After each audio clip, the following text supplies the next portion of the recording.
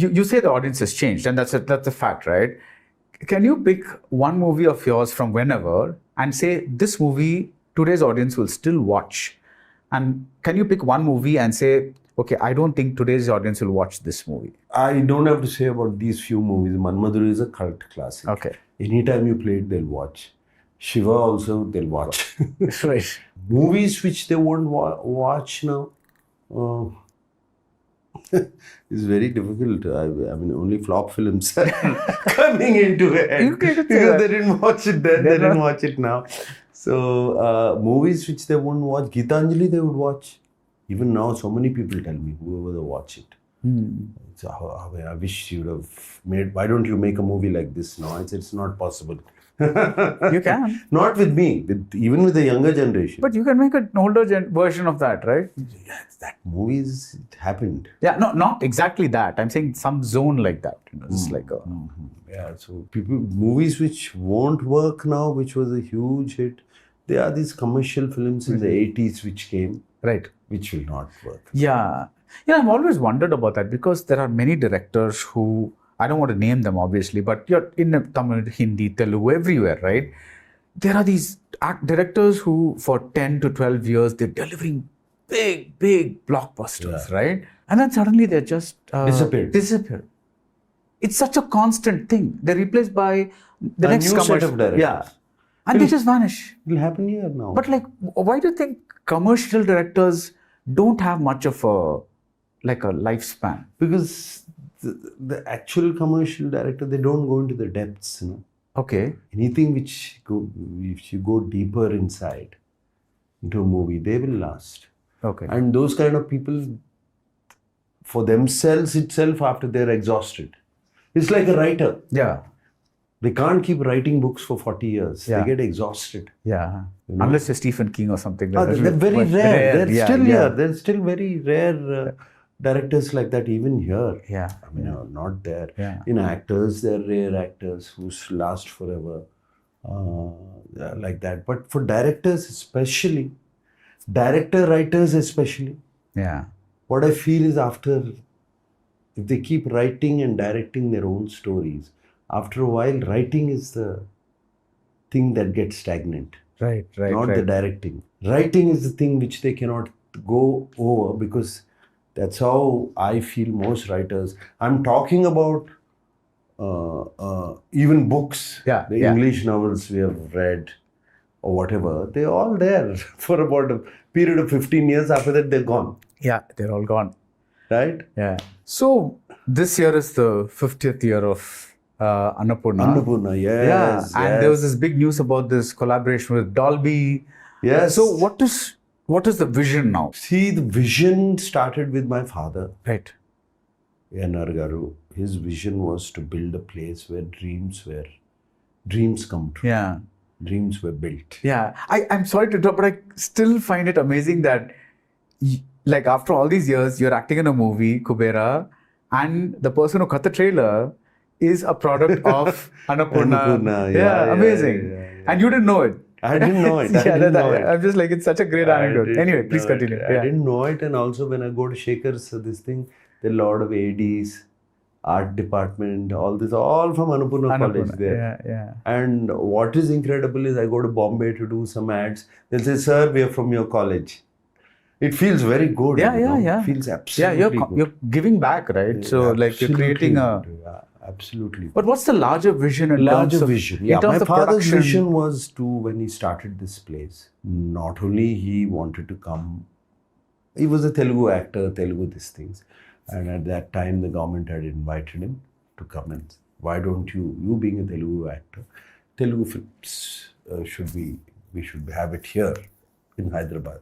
After the separation of the states, both the Madras state was... the Madras presidency was... it became.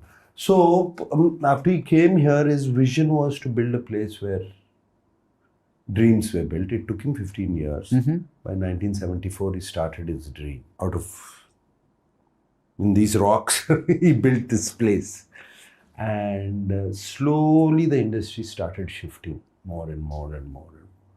And by the time it was 85, 86, almost late 80s, it shifted. Then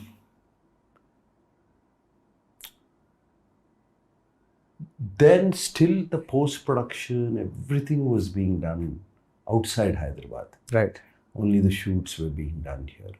At that point, and by the 90s, I started taking over this thing, and I felt the post-production also, we should do it here. Should do a proper post-production facility and all of that, and this should become a one-stop shop.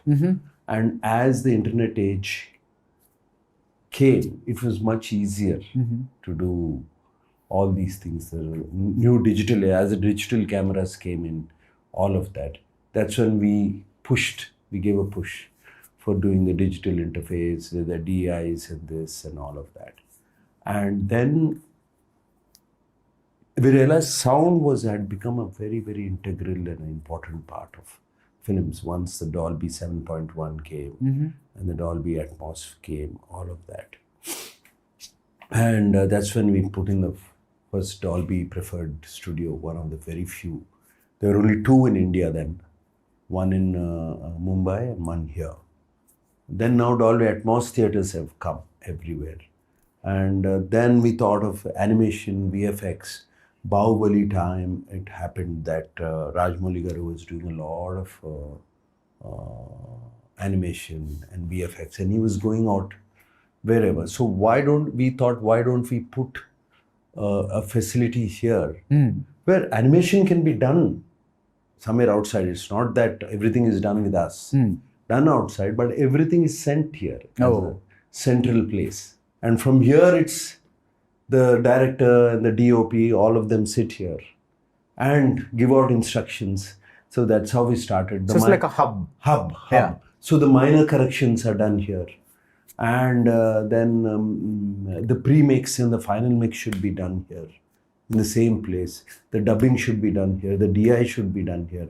The director and the DOP and the music director come and sit here. Everything can be done here. So the vision will continue. Now already motion capture has been installed. The size of what we have here, nobody has it. Did you shoot any coolie sequences here? No, we didn't shoot. Yeah. We didn't shoot any. Lokesh came and saw it, but we didn't shoot because of his restrictions were very different. We wanted to go to real locations. So motion capture is being done here now. Right. It's not there anywhere. So in theory, if once the screenplay is approved, an entire movie can be shot here. Yes, other than if you want to go to a real location. No, let's assume that let's say it's a movie in a set in, you can shoot here. Everything is done here. So you can shoot the movie here, you can edit it here, you can do it here, upload it to Cube from here. Sound mixing, everything can be done here. Yeah, and we are Cube preferred here. It goes straight to upload to Cube from here to America to anywhere. Right. From this facility. Right. Yeah. So all the FMS, whatever you call it, everything is done here. And the security systems are so high here. If somebody has taken a copy of a print that goes from Annapurna, we'll know which theatre where it's been copied. Okay, good. So we're putting all those systems in. Right. So what about the production itself, production of films? Are you planning to produce more films? Yes, we have started. We're going to be doing 3 films this year. Okay. One small, one mid-range, and since now I haven't announced it, I'll announce it with you. I'm doing my 100th film. Oh, congratulations. Starting. 100? Wow. Yeah. Later, other details I'll give it to you later. Annapurna itself is congratulations. producing it. Yeah. So once in June ending, July, I'll be starting that. Yeah. Yeah. Wow. Yeah. That's a milestone. Yeah. It's like, it's every actor. What was your 50th film? I don't remember. I don't remember numbers. You don't remember? This was my 50th film. No. I should look into it, Baradwaj. Yeah.